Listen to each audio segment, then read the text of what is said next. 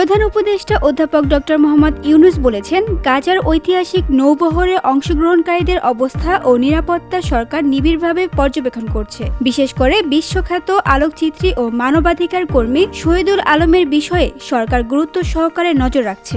শনিবার রাতে এক বিবৃতিতে এ তথ্য জানান প্রধান উপদেষ্টা। তিনি বলেন, 2018 সালে হাসিনা সরকারের আমলে অন্যায়ের বিরুদ্ধে সোচ্চার থাকার কারণে শহীদুল আলমকে 107 দিন কারাগারে থাকতে হয়েছিল। তখন তিনি যে সাহস, দৃঢ়তা ও অবিচল মানসিকতার পরিচয় দিয়েছিলেন, বর্তমান মিশনেও তিনি সেই একই অটল চেতনা নিয়ে এগিয়ে যাচ্ছেন।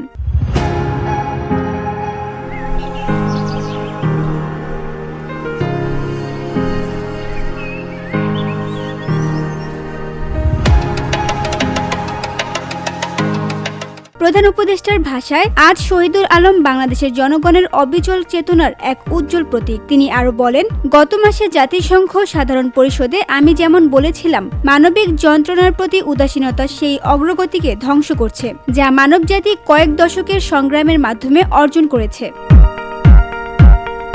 গাজায় এই ট্র্যাজেডির সবচেয়ে স্পষ্টভাবে দৃশ্যমান। শিশুরা অনাহারে মারা যাচ্ছে, সাধারণ মানুষ নির্বিচারে নিহত হচ্ছে, পুরো পাড়া মহল্লা, হাসপাতাল ও স্কুল মানচিত্র থেকে মুছে যাচ্ছে।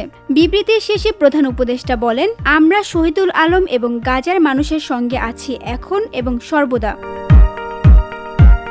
VOD Bangla news desk.